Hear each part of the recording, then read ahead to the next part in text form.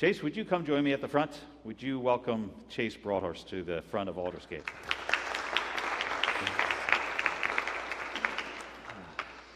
Thank you. Have a seat. Thanks. May I pour you some water? Please. Welcome to Aldersgate. Thank you. It's a pleasure, an honor. Poolesville is, you told me, halfway between Frederick and Leesburg. Yes, technically it's right next to Leesburg, but there's this body of water in between, which makes it about halfway because of that. So it's Potomac really River close to Leesburg. There's no way to get across the river. Well, there's a ferry, but you have to ferry. wait for it for a Did you little come while. by ferry? No. Ah. No, I came around 495. It's much easier. 495. It's like a sea of traffic all the time. Indeed. Yeah. Hence the reason it took me a while to get here, even on Saturday. Maybe when you go home, it's going to be a little easier. I expect so. Yes. I want us to get to know you, kind of find out about your beginning.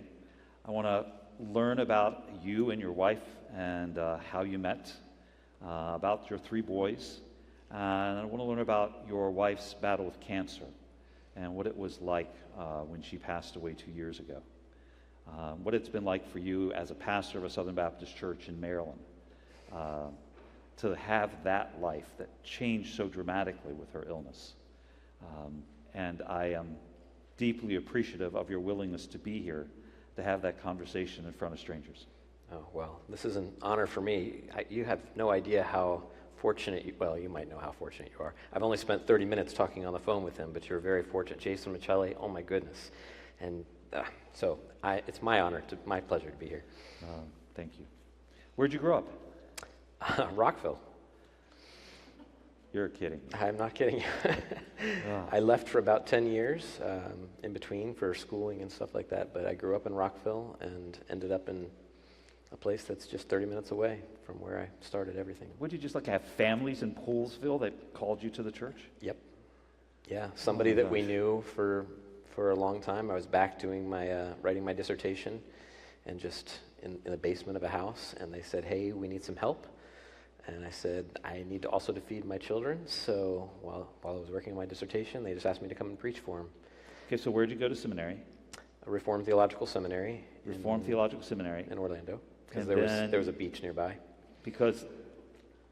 So you traded Rockville for Orlando. I know, it was a difficult choice, but the beach and beach volleyball regularly and girls in, wait, can I say that? Girls in bikinis? Sorry, yeah, I was young. Not interested anymore. You Southern Baptists are such an odd I'm not a very group of good people. Southern Baptist, my people say. So, Reformed theology, and then where did you work on your PhD? Westminster. Westminster, and what did you study? Hermeneutics. Ah, Yeah. it's a fascinating topic. Yes, hermeneutics, interpretation, and Old Testament, So basically we just sat around and read Hebrew Bible all the time and tried to figure out what it meant. It's a lot of fun. No wonder you wanted to go to the beach and see people. Yeah. Yeah, I'm not just an academic. I wanted to have a life too. So you ended up at what's the church where you serve? Poolesville Baptist Church. Poolesville Baptist Church, part of the Southern Baptist Association? It is. Yeah. And you've been there for how long? This is starting my 12th year. 12th year. It's a So long 11 time. years. Well, yeah, especially since I'm not a very good Southern Baptist and I never wanted to be a pastor. So the fact that I'm still there is very strange. So how did that happen? Well, you've already heard the beginning parts of that story. So I went and I did my PhD. We got back. I was writing my dissertation. They needed some help. So I said, all right, I guess I can help until I finish my dissertation. And then, what happens with your congregation, you kind of fall in love with the people there. And I don't know what happened. I'm still there. So I love the people. So I'm not a good Southern Baptist. I don't belong in the convention. They say that all the time, and they still love me, and I love them, and so I'm still there. I've been here 16 years. I'm in my 16th year. So you understand. So my way of staying is finding a phenomenal congregation who will not let their congregation fail in spite of their pastor. Right. And so the more incompetent I appear, the more people Then rally they around stand to say, we have work to do. That's right. We have to fix all of his stuff. Yeah. That's right. I'm with you. And if you have Jason and Dennis in the same congregation, the need for the congregation to fix things is great. Quite high. I It's quite gotcha. high. How did you and your wife meet? We met in Rockville, so we were. You're kidding, right? I am not. We were high school sweethearts. Well, I guess technically that's not true. I was graduating. It was my graduation night, and her junior year, she was beginning her senior year, was our first kiss. So before that, we just hung out. We were friends. So I'd known her since she was 13, 14. I've known who she was, and we dated for 8 years because she wanted to be a missionary, and I did not want to be a missionary. And then eventually, back and forth, dating, on and off dating. You dated on and off through college? Yep. Basically, we knew we were supposed to be apart because we weren't going in the same direction. She wanted to live overseas, and I didn't. But every time we got back together, we liked each other very much. So we got back together. So whenever we were around. What kind of missionary work did she do? She worked with the Daruma people in Kenya. It's just learning the language and living in the village. So she was a single female living in a a hut, house-ish thing, and just learning the language. She lived for that. She'd been all over the place by that time even. How long was she there? She was in Kenya for a year. She was in Asia for different months. Venezuela, Minsk. She just really loved being a missionary, and I really did not. But that all changed. She took me over. She convinced you to go with her? Yes. So, remember, these 8 years of dating, she was always trying to convince me, and she finally agreed that I was going to be her mission field, which was very important. I needed Southern somebody. Baptist did not have any impact on you, so she decided it was her mission to convert you. That's right. She was going to get me over there, but she decided I'll just minister to you. I will be your helpmate, and that was where it ended until I finished my PhD or finished my coursework, and then we had a year. Westminster won't let you take your comps right away. They require a year of study because they want to make sure that you pass. And I thought, well, we can do our study overseas if you want to find the right place for us. So she started doing research, and one school called her back and said, well, what we need right away in August is we need somebody who can teach hermeneutics and Old Testament, because that's where we're lacking right now. And she said, and so she brought that to me, and my degree's in Old Testament hermeneutics. So we sold our cars and you sold your house. cars? Yeah, and we moved over.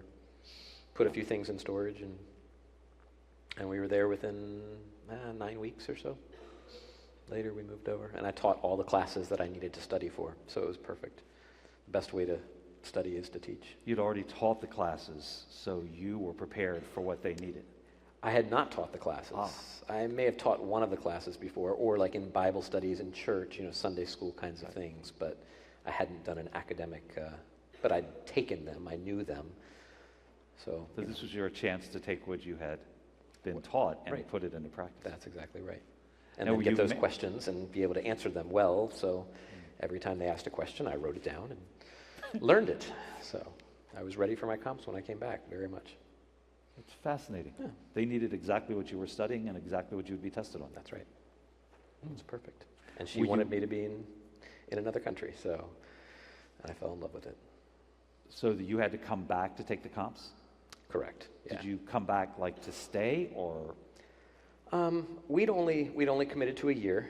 Okay. So whether I was going to stay, who knew whether I would like it? I didn't want to be a missionary. So yes, we were coming back to stay. During our time there, we realized we loved it.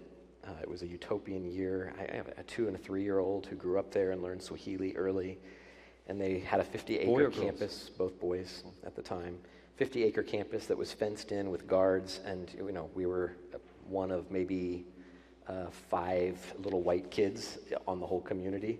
So it was perfect. She would let them out in the morning, and they would travel around from house to house, have cereal here, watch a cartoon here, go somewhere else. They'd come back. Can you imagine letting your 2- and 3-year-old out from 8 o'clock till 12 o'clock and not seeing them? And then they mosey back into the house and sit down and watch Dora the Explorer while they're having sandwiches, and then they go back out again. It was just a delightful year. She was able to teach as well. What did she teach? She taught a women's Bible study methods class, and she taught an English course. How many people in the community? On the campus, 150, including professors, probably. Yeah, it was wonderful. So you were married before you went? Yes. Did she marry you when she knew you didn't want to be a missionary? Yes, she knew I didn't want to be a missionary, and she knew I didn't want to be a pastor, and she still married me. Yeah. In fact, that's the pastor thing she was glad of, but the missionary thing she wanted to convert me, of course. So, but we loved each other, so we figured love can conquer all, right? That's what you're told anyway. So what happened next? After we did the dissertation, we worked on the dissertation. We got hired by this church, and we were, they said, come and just preach, which is all I wanted to do. But as time went by, they said, we want you as a full-time pastor. And I said, okay, for a while, it would be a stepping stone to the academy. That was the whole point, was to be able to teach in a university. So you got the PhD to teach in a university, Yeah. and you thought you would pastor until that job showed up, and then that'd be a good launching pad. Right, sure, because, you're training. My goal was to train pastors, either at the college level or preferably the seminary level, and it would be very helpful for me to have been a pastor for a couple of years. That will make me more desirable. So I would just do that for a couple of years, and I told them, you're a stepping stone. I'll do my best, but I'm only going to be here for a few years. And they told me in the interview, yeah, we'll see. And they were right. 11 years later, I'm still here. You have really persuasive people in your life. Yeah. You think you're going one way, and they like you enough and want to, and you just end up doing other things. I know. Yeah. Funny how God moves. Puts people in your life that mold you. Yeah. It's true, isn't it? Yeah. And she molded me a lot, and my church has molded me a lot. And both of them were there for me, and you have spouses, so in amazing ways. But the church, considering what's happening next, the church has been there. Tell us about next. So I was there for 5 or 6, 7 years, I don't know, when she was diagnosed with cancer, which I know is the reason I'm here, which I don't like to talk. It's interesting, I have more talking opportunities now than I've ever had before in my life over this. That is the harder thing to talk about than the stuff I'm good at. So she got diagnosed with cancer. It happens to so many people, breast cancer. And it was a simple, a lumpectomy. They took the cancer out. She did chemo. They told her she didn't even need to do chemo. It was really not a big deal. She elected to do it. She did radiation because she just didn't, if it came back, she wanted to say she'd tried everything. And everything was fine. It was 6 months of chemo, and some of you might know it's terrible. But it was okay. We survived. We had faith. There wasn't a lot of struggle through it. We moved on. 3 years later, she was climbing the stairs to the house. This is my memory of when this all hit us. She, 6 stairs. And she said, I'm winded. And she said, I've been winded a lot over the last few weeks. 6 stairs. And she was in fine shape. Everything was fine. I said, whatever, just go see a doctor. And she went and saw a doctor, and they said it was everywhere. And the cancer had metastasized throughout her body? Yeah. Yep. So it was all through different organs, bones, blood. So they told us to move our mission trip up from the summer to the spring or even the late winter, which was a clue to me that they weren't very hopeful. Or at least, she would have less than a year between the diagnosis in late July. She died in November. So 4 months. We went nowhere. Yeah. I'm so sorry. Thanks. Yeah. It's been 2 years. It doesn't seem to soften a lot, especially when I talk about it, of course. But I hear time heals, so. I don't know. Yeah, I don't know either yet. It's like there's a hole in your heart that never goes away. The edges aren't as raw, I hear, but the hole remains. That's very, very accurate. Yeah. How many children? I have 3 boys. 3 boys.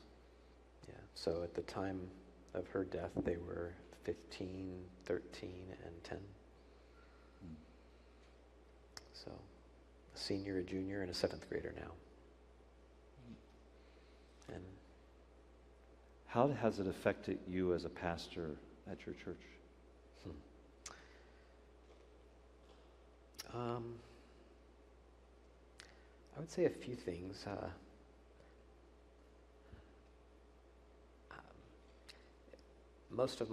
It seems like a good half of my pastoral duties is just talking with people, just listening and offering wisdom if I can, but that's not even really the main thing, just listening.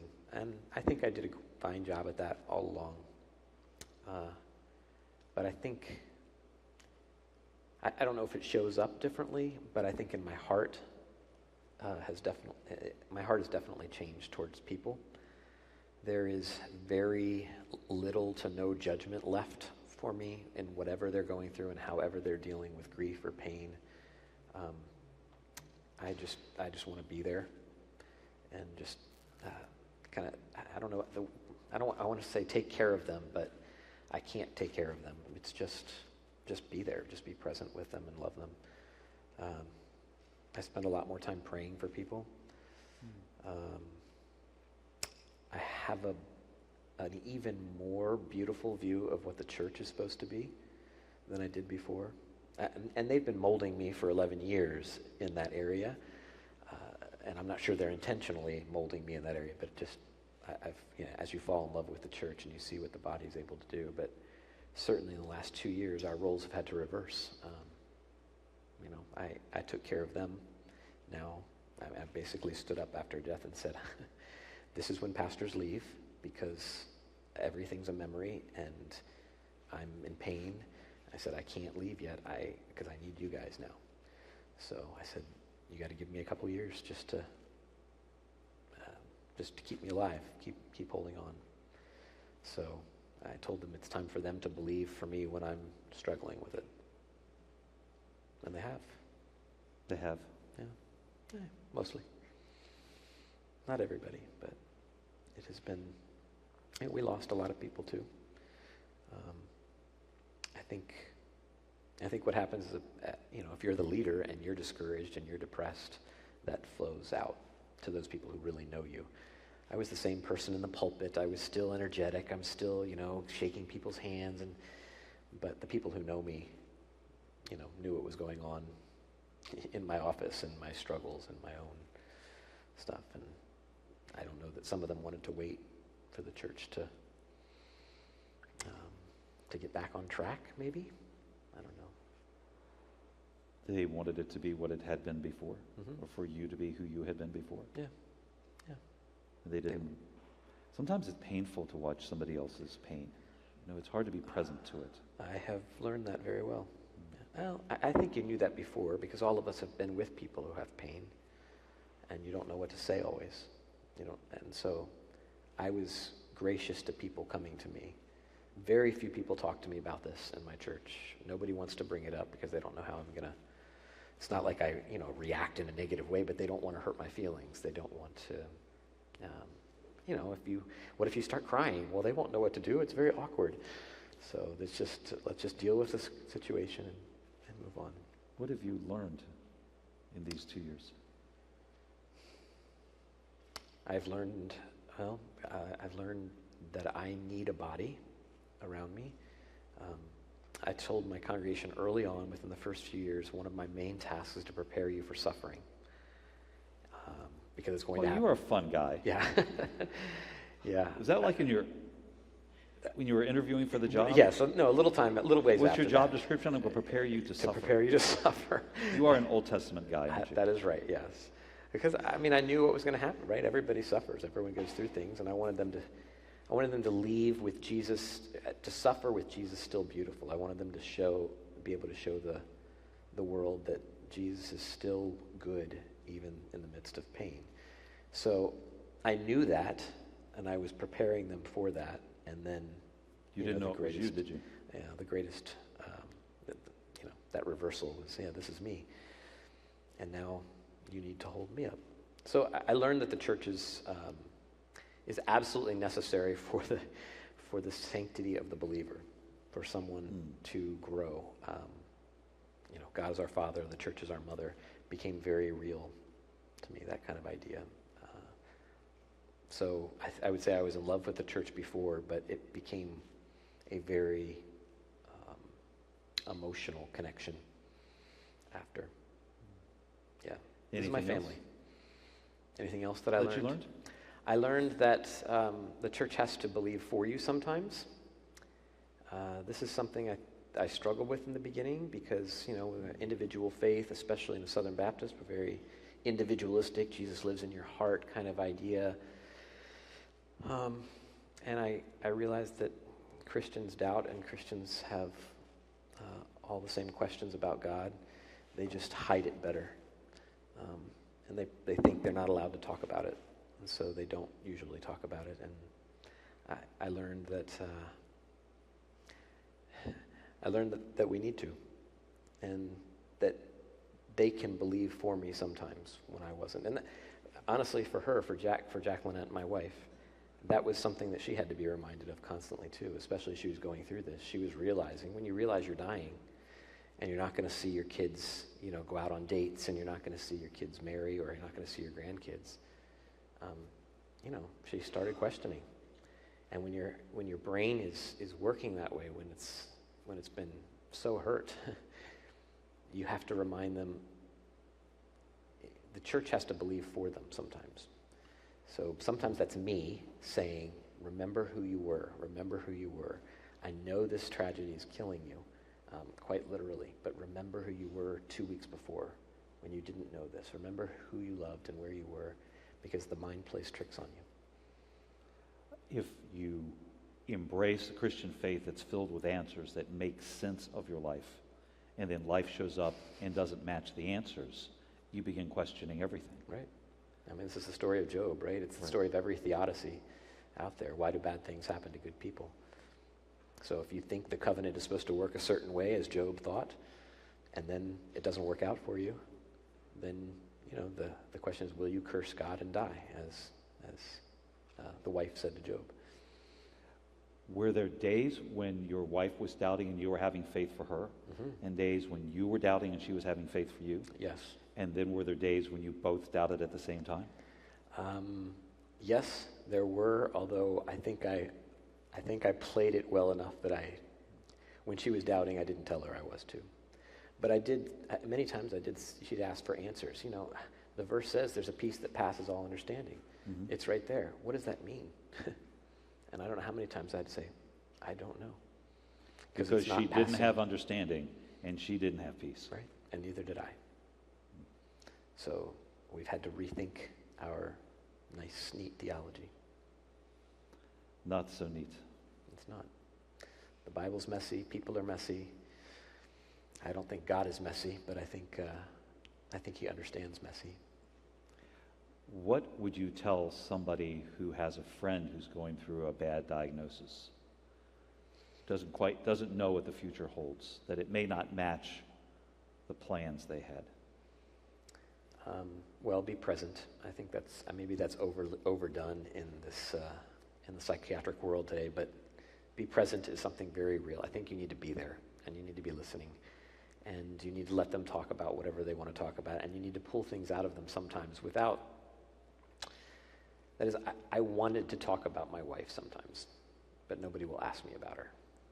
So I now ask people, like, your dad died 3 weeks ago. Can you tell me your favorite story about him? Those kinds of things. Mm-hmm. So I would say, just listen to their stories, try to be like a part of that family. Try to connect with them in those ways, and don't give them any peace that passes understanding verses. That's later. Give that to them later. I did not need to hear God works all things out for your good. And I had people send me those verses all the time, and I was gracious to them. I understood.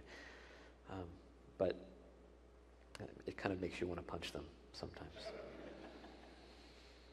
Because you're hurting, and you just want to cry with somebody. You just want them to understand. And you know they can't, so don't ever tell people, oh, I understand. I know what of course you don't know what they're going through. Even if the exact same thing happened to you, you don't know what they're going through. Every situation is different.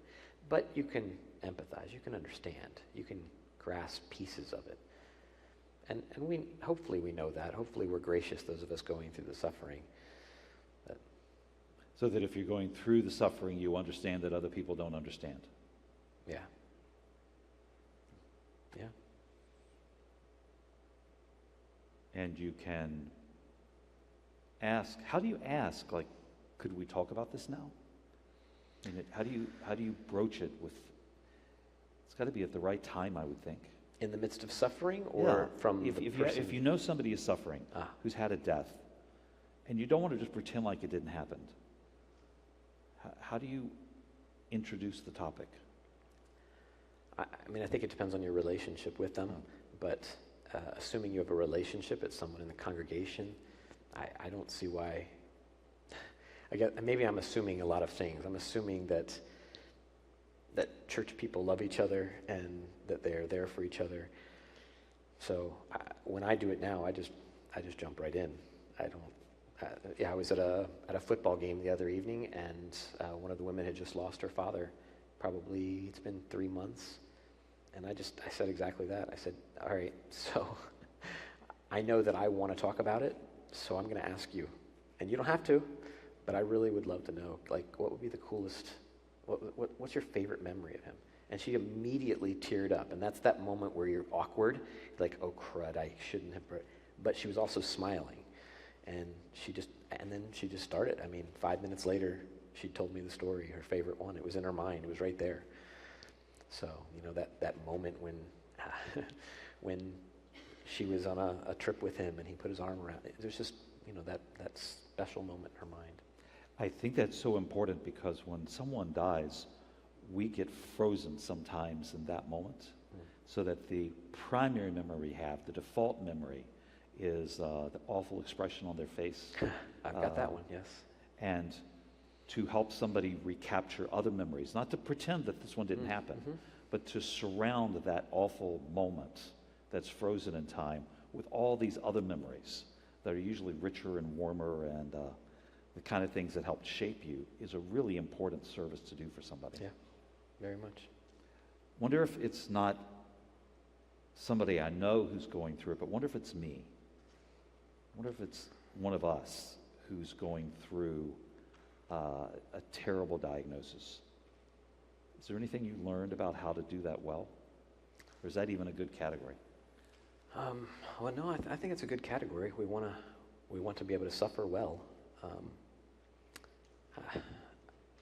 I think honesty, transparency, letting people know what you're feeling, but you have to have that kind of either a family or a church family that will allow that. And I don't know that that's, sadly, I'm not sure most of us have that, where we can be transparent and say, like, this life, right now it sucks. I don't know if we can use even that tame of words, but when you want to use considerably worse words for what you're going through, and people not being able to judge you, I think you have to have those people around you who understand and let you get away with anything without the church face. We all wear these masks all the time. I'd love to get rid of them before we go through suffering, so that it's not as So hard in some later. ways, learning how to be church, how to be transparent, how to be vulnerable when there's not a lot at risk, Yeah.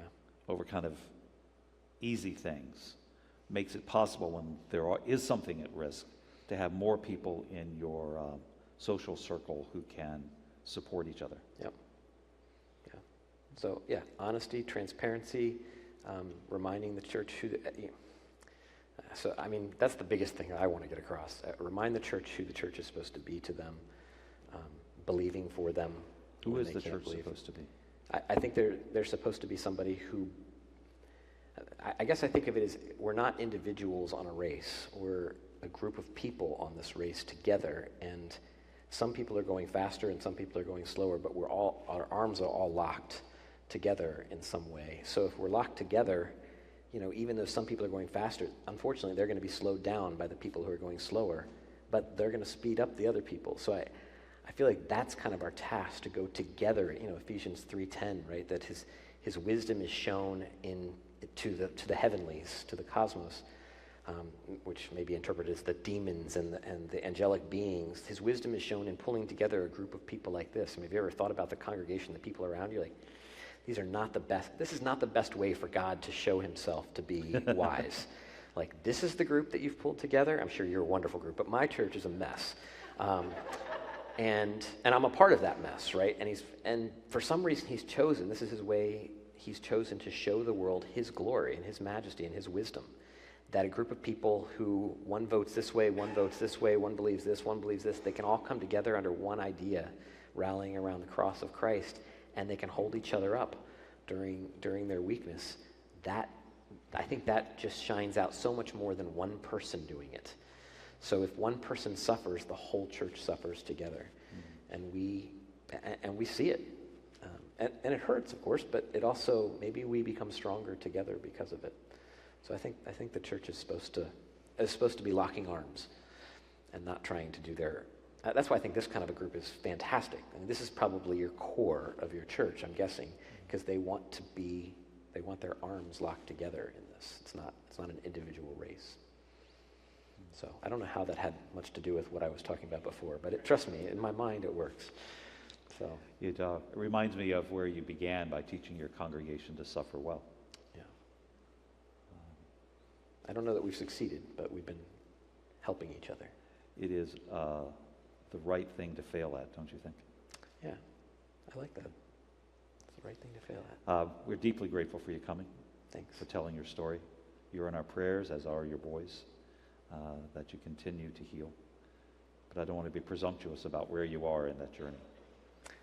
Yeah, I should probably say, I mean, I know you're letting me go, but I should probably say, there's hope on the other side of tragedy. So we don't sit around the house and sulk. We have moments where we watch movies, videos of her, and cry together. But most of our life is trying to live as she would have wanted us to. So, Which is what? she was the joy in our family for sure. She was the joy in our church. So she made everything enjoyable. We had truly a love story that most people long for, and I say that only because they told us that constantly, like, oh, we would do anything. So she pulled us together. Your congregation said that about the two of you? My congregation, anyone that we were around, that just you were the couple they wanted to be. Yeah, okay. yeah. And that was her. It wasn't in any way, and that's not me being modest or anything like that. It really, she made things enjoyable. I was the logic guy. I'm the thinker. And she's just like, let's go have fun. Let's stop thinking and just let's enjoy life and what God has given us. And so we worked together. The missionary is the one who liked to enjoy life. Yeah. That's so interesting. Oh, and she loved that. That's how she enjoyed life, is serving other people and being overseas in different areas and teaching her children that what poverty really looked like, and not allowing them to be entitled. So we've continued that. And we just got back from Kenya 3 weeks ago, and we were over there for Who 2.5 got weeks. Me and my 3 boys. You all went on a missionary trip to Kenya? Yeah, back to the same place that we taught at when they were 2 and 3. I only had 2 at that time. I have 3 now, but. Yeah, and we went over there. We saw all the places. We met all the people that knew them when they were little. My students are now spread all across East Africa. And we went to different places to see each one of them and minister in their seminaries because they're now the professors and teachers and pastors and stuff. And so it's an experience for them. So we're not just sitting at home, waiting for the next thing to happen. We're still in love with our church. We're still in love with people. We're still moving out in the world. We're not doing it with quite as much exuberance because that joy has, we're not back. And I don't know that we'll ever be able to get to the same spot again. Even if I found another wife and they found another mom, I don't think it'll never be the same. But it'll be something different and maybe more beautiful in a different way. Good in its own way. Yeah. We have hope. You give us hope. Thank you. Thanks. What do you think, Jace?